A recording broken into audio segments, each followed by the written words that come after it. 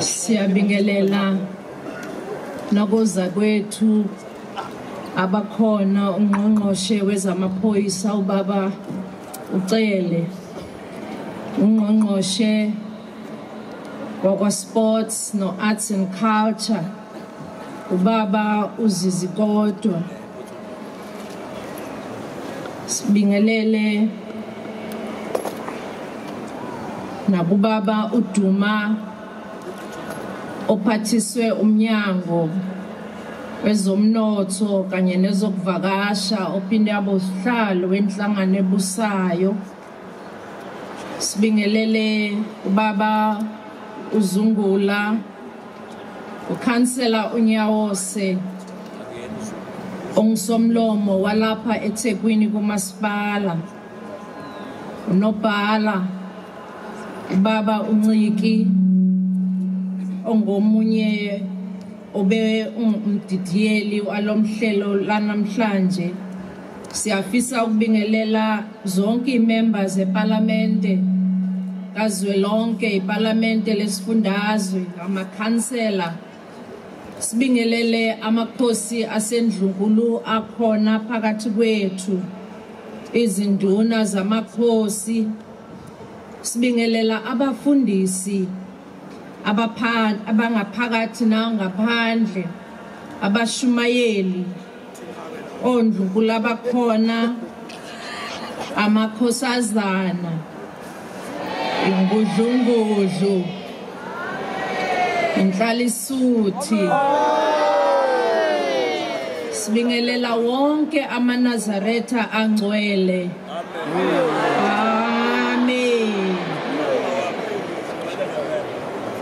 kuyintokozo kakhulu futhi siyathobeka ukuba khona phakathi kwalendawo engcwele namhlanje singuhulumeni wesifundazwe saKwaZulu-Natal sifisa ukubonga kakhulu amanazaretha unyazi lwezulu ukuthi sihlangane ngaphansi kombono wenyazi lezulu sizikhonzi senkosi ngaphakathi kwalendlu esihlangene kuyona silapha ke ukuzocela kumdali ukuthi asize njengesizwe sinqobe inkinga esibhekene nazo ezisihaqile njengezwe kanye futhi nangawo wonke imkhuleko sikhuleke siphinde sibingelela nakubona bonke abafundisi abakhona namhlanje ke sizocela ukuthi amanazaretha akhulekele izwe lethu njengoba unyazi lwezulu selishilo ukuthi izwe lethu liphungethwe izinkinga eziningi ezinhlobonhlobo ububha obhekene nomphakathi wakithi ukusweleka nokuntuleka kwamathuba omsebenzi okukhona ukudlanga kokukhulelwa kwentsha okuyinkinga kakhulu esikubonayo njengamanje okugcina sekwenze abantu abaningi abasha baze badlule imphefumulo sizokhulekela ukuthula nokubekezelelana kubona bonke abantu bakithi sikhulekele ukuthi ibandla lonke esifundazweni sethu saKwaZulu-Natal likhulekele nabafundi nentsha ukuthi ikwazi ukubekezelelana kanye nokuthandana njengoba unyazi lwezulu lusho sizwile unyazi lwezulu likhuluma lapha ya emkhosini lihlangene nesilo samabandla ukuthi alihambisani neze nokuhlukunyezwa kwabantu besifazane kanye nezingane siyakhulekela ke nalokho ukuthi kuphele ukuhlukumezeka kwabantu besifazane kanye nezingane. Njengohulumeni siyazibophezela ukuthi sizawusebenza ngakho konke okusemandleni ethu ukuthi siyakhe imisebenzi namathuba omsebenzi abe khona. Zikhona izinhlelo esizobe sizimemezela khona maduze sibambisene lapha yakade sihlangene izolo nesigungu nabo baba uDuma lapho besikhuluma khona sidingida ngokuthi njengohulumeni ake sisheshise ukuthi ngempela kube khona amathuba omsebenzi a permanent, hayi nje ukuthi kube khona lawa awesikhashana. Siyabonga ke ukubambisana okukhona phakathi kwamaNazaretha kanye nohulumeni wesifundazwe kusukela kuhlasela ikhukhula, kuhlasela iCovid-19, kwahlasela izibhelu. Ibandla belinathi ngaso sonke isikhathi libambisene nathi njengalohulumeni kukuhle kukubi. Siyayibonga ke imithandazo, sibonga singaqedi Nkosi yamakhosi unyazi lwezulu ukuthi unyathele lapha kulomkhuleko obaleke kangaka. Siyaqinisekisa kakhulu futhi senza isibophezelo ngaphambi kwaleli bandla ekutheni sizosebenza ngokuzimisela ukuthi inkinga zokusweleka kwamanzi, inkinga zokuseleka kwezidingo nqangi kube yona into ephambili ekusebenzeni wethu.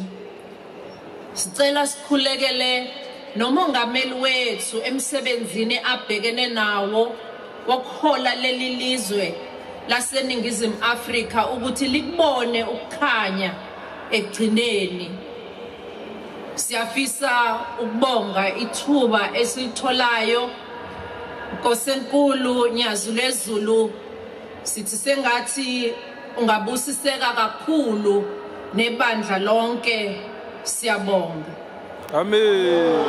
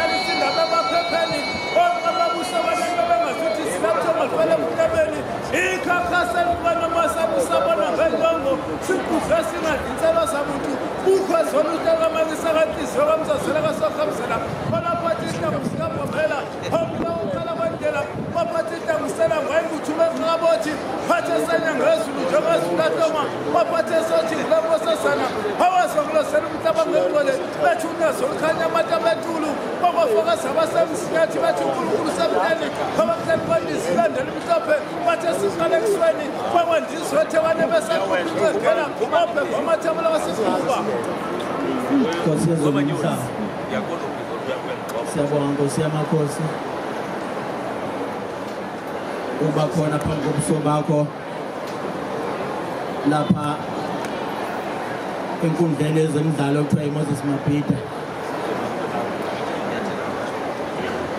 Nemvume yakho Nkosi yamakhosi besicela ukuthi nje amaminithi amabili ubaba umhlonishwa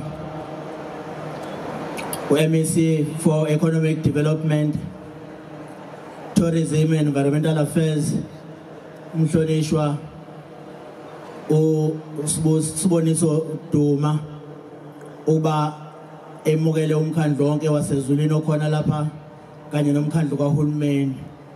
Baba Nkosi yamakhosi.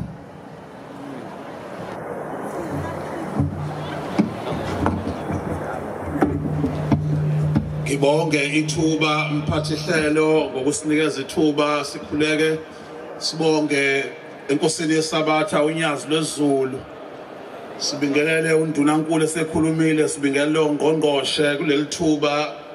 Sifisa ukuthi sibonge leli thuba elikhulu kangaka esilinikezwa ibandla lamaNazaretha.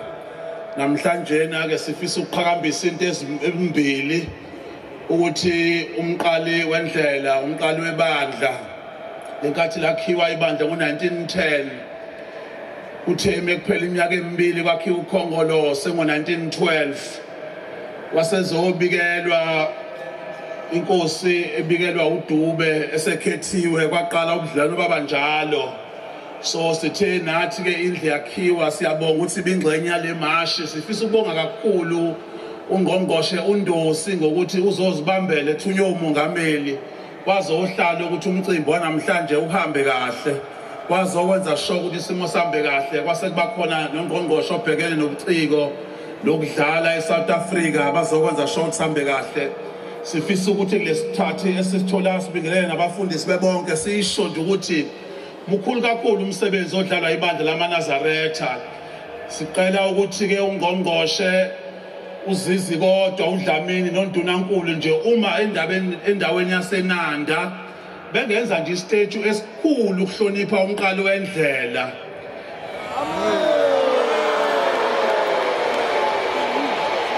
Siyawujabula kakhulu thina njengesifundazwe saKwaZulu Natal konjalo noDube kuyokwenza nje ubudlelwano bebukhulu buhambe bebuhle kuye phambili. Kulo 2 minutes esuphiwe siyafisa ke nakhona ukuthi zonke inhlelo ezenziwa ibandla sibe ingxenye yazo. Sibonge ubuholi obenzile nanokuthi nje unyazi lezulu likwazi ukusamukela nabafundisi nabavangeli basebandleni ngaso sonke isikhathi basebenzisane kahle nathi. Ngaso sonke isikhathi siyokwenza show seshilo kuNdunankulu ukuthi intsha siyofika nasebandleni sizokhuluma ngokuthi siwenza kanjani amathuba okusebenza, sizoziveza ukuthi zinjani izinhlelo esinazo sizibandla. Singafisa ukwenza njalo. Siyabonga kakhulu ukunikezwa ithuba.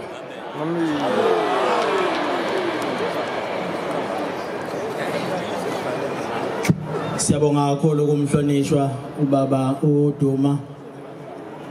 Sesicela ke uSpeaker wayeTheku uThabani Nyawose ukuba asethulele ihambeli.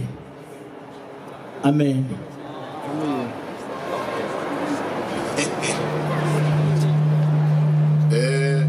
Asibingelele kakhulu unyazi lozulu. Sibonge sinethuba njengomasipala weTheku enisiphelona ukuba sibe ingxenye yalomthandazo. Abantu abaningi ke abasuka enhlanganweni ehlukahlukene nabasuka enhlakeni zikahulumeni sebethuliwe. Ngeke ke ngisachitha isikhathi somthandazo ngibuye ngibethule. Singaba nje ukubonga egameni likamasipala omkhulu waseThekwini ukuthi kube khona inkonzo enkulu kangaka noma umthandazo ongangalo edolobheni lakithi. Inkinga eziningi inkosi noNdunankulu abakhulume ngazo zenzeka eThekwini. Amalokishi aseThekwini aphambili ngobugebengu. Izinto eziningi emphakathini ehlukumeza abantu zenzeka eThekwini. Nathi ke somasipala siyibophezela kusosebenza kanzima ukusheshisa ukulethwa kwezidingo zabantu emphakathini nokubambisana ke nenhlaka zonke zikahulumeni nezomphakathi kanye nenhlaka zezenkolo ukulwa nazo zonke izinto ehlasele umphakathi wakithi. Siyakholwa ke ukuthi ngalenkonzo noma lomthandazo ukusuka namhlanje umyalezo uzofinyelela kubantu abaningi bashintshe ukwenza, bashintshe ukuziphatha, sibone umehluko siya phambili. Siyabonga kakhulu ke ngokuthi nibe ingxenye yalenkonzo nokuthi nikhethe ukulomthandazo ube seThekwini. Siyabonga. Amen. Abonga kakhulu kubaba uSpeaker weTheku. Nkosi izulu nomhlaba, abantwana bakho baseThekwini, ngicela ukuthi ngidlule khona nje ukuthi sibeke ukuthi inhloso ngqangi yomthandazo la namhlanje isukele kuphi, bese ke kukhuluma isikhulumo sokugcina okuzoba yiMinister of Arts and Culture umhlonishwa uZizi kodwa efake izwi lokusupport. Lapha ngo1910 umqalo waleli bandla lamaNazaretha wafikela lapha eThekwini. Othe mayesefike khona wehla khona lapha ngaseDurban Station, waya wayofika ezantsi emsizini wahlala khona. Wahlala kwaze kwaphela unyaka nohafu ehlezi khona ethandazela abantu, ephilisa abantu. Baphenduka abantu, maqeda nawayesecela imvume yokuthi nabantu abaningi asebephendukile bekhetha uNkulunkulu esebembonile. Wayesecela ukuthi ucela ukuyobageza olwandle. Nempela ke kwenzeka lokho, wahamba waze wayofika olwandle wayobageza wababhadisa labo bantu labo. Kwathi noma kukhona amasosha namaphoyisa aphethe ibhame enkulu egadile ukuthi shembe uma ngabe ngahle kube khona umuntu oyedwa nje nomenzayo lapha uzosibona ukuthi ufana nobani, kodwa ngenxa ukuthi kwakuNkulunkulu evele ezulwini akwenzakalanga lutho, bonke abantu bagezwa ngempumelelo. Amen. Okuthemva kweminyakana embalwa futhi kwase kusuka indaba yolwandle seluyaluza kakhulu, amagagasi olwandle lufuna ukugwinya iTheku lonke. Okwabe segijima abantu bonke beyaluza bengazi ukuthi bazobiza bani, asabelephi, ukuthi lolu lwandle njengoba lingena nje eThekwini ubani ongahlalimisa. Kwaba khona mvelivelayo ke ngaleyo mnyaka we1918 ukuthi cha ukhona uNkulunkulu olaphana eNanda ekuphakameni. Nganjani makulandwa yena ukuthi azolukhuza lo lwandle. Nempela ke wabuya umqalo wendlela weza walukhuza ulwandle, walidudula njalo wazolibeka lapha elivele lukhona. Wayesesho ukuthi thina njengoba sinibeka lapha nje nasasivele sinibeke lapha sinobaba sidala izulu nomhlaba. Lo mkhuleko ke uzoshaya leso sitembu sokuthi sikhumbule indaba enjengaleyo eyenziwa uShembe eminyakeni eminingi engaphezulu kwekhulu edlule, eyisimangaliso. Sithi namanje ke njengoba sokukhona lo nkulunkulu wesihlanu esethenjiswa ukuthi mase kufike yena kuyobe kufike yena umqalo wendlela, umqalo lokhu kuhamba owafika kuqala lapha njengoba sebeshila abahlonishwa bathi bazokwenza istatue sakhe sokumhlonipha lapha eNanda. Singazi ke noma kuzokwenzeka yini ukuthi ke lo mkhuleko esiwenza lapha usiyohlala uba khona njalo minyaka yonke, ngoba indaba kaShembe sifuna ingacishi kodwa ikhule usuku nosuku, iAfrika yonke igcina ibonile. Omdala weinsuku esimlandelayo awugwinye wonke umhlaba, umhlaba ugcine wazi ukuthi uNkulunkulu wezulu nomhlaba. Ngalawo mazwi nje nankosi yamakhosi ngithi angehlele ngezansi ngibonge, bese ngicela ukubuyisela kumhlonishwa ozozivalela ngamazwi nje okusupporta uMinister of Sport uZizi kodwa. Mayiseqedile ke ukubeka leyo message of support, bese sibuyisela zonke intambo ezulwini, umsebenzi wonke womthandazo uNkulunkulu awuzele, bese uqhubeka ngokwemfanelo. Amen. Angibonge ithuba mphathi wohlelo ngokuzithoba nangenhlonipho enkulu ngibingelele unyazi lezulu ongathethi manga ngibingelele kinina nonke maNazaretha amahle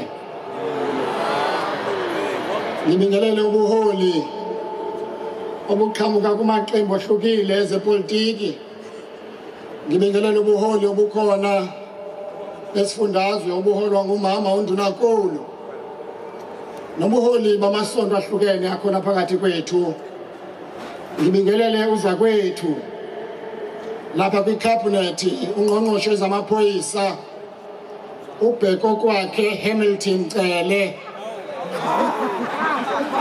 nina ke ngibiza Bheki Cele ngibiza igama eliphelele mangisho ngithi okokuqala nje ngifuna ukusho ukugcwala umlomo ukuthi ubakho kwethu la sizovakalisa nokubonakalisa ukuthi 100% owethu unyazi 100% owethu unyazi ngilana ke mina nyazi lezulu ngoba uthinte inhliziyo yami ngiyafisa ke nyazi lezulu elingathethi manga ukuthi usithinte sonke inhliziyo zethu ngiyafisa nokuthi ngiyazi ukuthi zikhona izinto ubuzifisa ngaphambilini singubuholi bufisa sizenze ezinye nyazi lezulu azenzekanga ngalendlela bufisa zenzeke ngayo siyaxolisa ngeziphoso zethu nyazi lezulu siyazi ukuthi nanamuhla zikhona izinto ofisa sizenze uma ezinye zingenzekanga ngalendlela ofisa ngayo xolela iziphoso zethu nyathi siyafisa ke nokusho ukuthi okwenzekile ngaphambilini sikuxolise kuwena nyazi lezulu nokuba zithona inkinga esibhekene nazo zobuholi ingqinamba esibhekene nazo sicela kuwena nyazi lezulu izwe lakho lingabuyeli kubelungu noma kwenzekani inkinga esibhekene nazo nengqinamba siyazi ukuthi izwe ngeke uvume libuyele kubelungu ngiyayithanda ke mina lento uyenzayo namuhla ye-10 kilometer walk lolu hambo le-10 kilometers ngisho manje nje kongqongqoshe kwezemidlalo ngiyafisa ke nyazi lezulu elingathethi manga ukuthi ungase lolu hambo lube khona unyaka nonyaka ngithemba ukuthi umnyango uzosebenzisana nawe ngoba unomthelela kwezempilo lolu hambo lude kangaka nyazi lezulu isifiso sami ke ukuthi kini la nonke nemindeni yenu inkosi inibusise nyazi lezulu elingathethi manga inkosi ikubusise ngiyabonga siyabonga kakhulu kumhlonishwa lonke ke uhlelo seliphelile intambo zonke sesibuyisela kuNkulunkulu umdali wezulu nomhlaba osilethele lo mthandazo namhlanje lapha ovuselela indaba kaBabamkhulu emva kweminyaka e13 uBabamkhulu afika kuleli dolobha lalapha eThekwini ngeke kusaphinda kucishe ke manje indaba kaShembe ngeke kusaphinda icishe ezweni isiyoqhubeka iminyaka yonke umhlaba uze ubone ukuthi uNkulunkulu lona esimlandelayo amen baba Nkosi yamakhosi siyabonga baba